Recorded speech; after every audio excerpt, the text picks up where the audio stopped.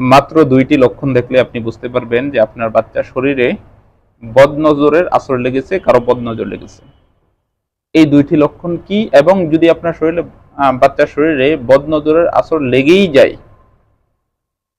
তাহলে কিভাবে এটা রুকাইয়া করবেন এবং এই বদনজরের আসর থেকে আপনার বাচ্চাকে বাঁচাবেন, আজকের এই ভিডিওতে এই বিষয়টি নিয়ে বিস্তারিত আলোচনা করব। সুতরাং আমি মনে করি আজকের এই ভিডিওটি আপনাদের জন্য খুবই গুরুত্বপূর্ণ, খুবই দরকারি এবং খুবই উপকারী একটি ভিডিও। তাই ভিডিওটিকে না টেনে একটু শেষ পর্যন্ত দেখার চেষ্টা করবেন। ভিডিওটি শুরু করার আগে ছোট্ট একটু অনুরোধ করব, আপনি যদি আমার এই ভিডিওটি আমার ইউটিউব চ্যানেল থেকে দেখে থাকেন তাহলে চ্যানেলটিকে সাবস্ক্রাইব, এবং ফেসবুক পেজ থেকে দেখে থাকলে অবশ্যই পেজটিকে ফলো দিয়ে রাখবেন নিয়মিত এমন গুরুত্বপূর্ণ ভিডিও পাওয়ার জন্য। চলুন তাহলে এই বিষয়ে আর কথা না বাড়িয়ে ভিডিওর মেইন আলোচনায় আসতে পারি। দর্শক, আমাদের বাচ্চাদের একটি কমন সমস্যা, যে সমস্যাটি হচ্ছে বদনজর লাগা। কারণ কারো কারো নজর এত খারাপ থাকে যেখান থেকে আমাদের বাচ্চার শরীরে বদনজর লেগে যায়। বদনজর কেমন খারাপ জিনিস, আল্লাহ নবী সাল্লাল্লাহু আলাইহি ওয়াসাল্লাম বলেছেন, এই বদনজর একটি সুস্থ সবল উটকে রান্নাঘর পর্যন্ত এবং একজন সুস্থ সবল মানুষকে কবর পর্যন্ত নিয়ে যেতে পারে। বদনজর এত খারাপ জিনিস। তো 2টি লক্ষণ আপনি দেখলে আপনি বুঝতে পারবেন যে আপনার শরীরে বদনজর, আপনার বাচ্চার শরীরে বদনজরের আসর লেগেছে। এই 2টি লক্ষণ কি, এই 2টি লক্ষণ কি, আজকের ভিডিওতে এই বিষয়টি নিয়ে আলোচনা করব। যে 2টি লক্ষণ দেখলে আপনি বুঝবেন যে আপনার বাচ্চার শরীরে বদনজরের আসর লেগেছে, ওই 2টি লক্ষণের একটি লক্ষণ হচ্ছে আপনি আপনার বাচ্চাকে যতই খাওয়াবেন, যত ভালো মন্দই খাওয়াবেন, দিন দিন আপনার বাচ্চা শুকিয়ে যাবে, শরীরের স্বাস্থ্য সব নষ্ট হয়ে যাবে দিন দিন, যত ভালো মন্দ খাওয়াবেন না কেন। আরেকটি লক্ষণ, যে লক্ষণটি দেখলে আপনি বলবেন যে আপনার বাচ্চার শরীরে বদনজরের আসর লেগেছে, সেটা দেখবেন আপনার বাচ্চা অতিরিক্ত কান্নাকাটি করবে, সেটা ঘুমের মধ্যে হোক।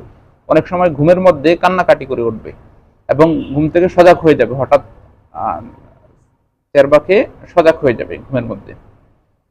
আর অনেক সময় আবার বাচ্চাদের যদি বদনজর বেশি আকারে লাগে বা বদনজরের আসরটা বেশি আকারে পড়ে, তাহলে পুরো ফেস চেহারা কালো হয়ে যায়, চোখের নিচনে অনেক সময় কালো দাগ হয়ে যায়। যদি এই লক্ষণগুলো দেখেন তাহলে আপনি মনে করবেন যে আপনার বাচ্চার শরীরে বদনজর লেগেছে। আপনার করণীয় কি, যদি বদনজর আপনার বাচ্চার শরীরে আসলে এভাবে প্রভাব পড়ে বা প্রভাব হয়, তাহলে আপনার করণীয় কি? প্রথমত আপনার যেটা করণীয় সেটা হচ্ছে একবার আয়াতুল কুরসি পাঠ করবেন। আয়াতুল কুরসি আপনি কোথায় পাবেন? গুগলে সার্চ করবেন। আপনি না পারলে, যদি আরবিটা না পড়তে পারেন, তাহলে বাংলা উচ্চারণটা সার্চ করে ওখান থেকে পড়ে নেবেন। একবার আয়াতুল কুরসি, একবার সূরাতুল ইখলাস, একবার সূরাতুন নাস, একবার সূরাতুল ফালাক, একবার সূরাতুল কাফিরুন। এই 4 কুল আর কি।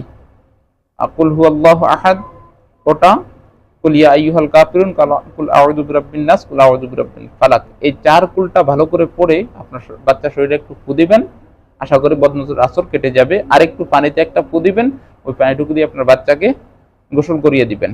আর যদি আপনি মনে করেন যে আপনার বাচ্চার খাবারের সাথে বদনজরের আসরটা লেগেছে, তাহলে যে সূরাগুলোর কথা বলেছি, এই সূরাগুলো পড়ে যে কোনো খাবারের উপর ফু দিয়ে ওই খাবারটা আপনার বাচ্চাকে খাওয়াবেন। আপনার কাজ এতটুকুই সমাপ্ত। ইনশাআল্লাহ আপনার বাচ্চা যত মারাত্মক বদনজর থাকুকই না কেন বা যত খারাপ বদনজর থাকুকই না কেন, ইনশাআল্লাহ সুস্থ হয়ে যাবে। আশা করি আপনাদের কথাগুলো বোঝাতে পেরেছি। মেনে চলবেন, উপকৃত হতে পারবেন। ধন্যবাদ, ভালো থাকুন, দেখা হবে পরবর্তী ভিডিওতে ইনশাআল্লাহ। আমাকে দিয়ে যদি কোনো কাজ করাতে চান তাহলে স্ক্রিনে দেওয়া নাম্বারে যোগাযোগ করবেন, অথবা কোনো কথা না বুঝে থাকলে তাও স্ক্রিনে দেওয়া নাম্বারে যোগাযোগ করে কথাগুলো বুঝে তারপর কাজটা করবেন। ইনশাআল্লাহ আশা করি উপকৃত হতে পারবেন। ধন্যবাদ, ভালো থাকুন, দেখা হবে পরবর্তী ভিডিওতে। আসসালামু আলাইকুম ওয়া রাহমাতুল্লাহি ওয়া বারাকাতুহু।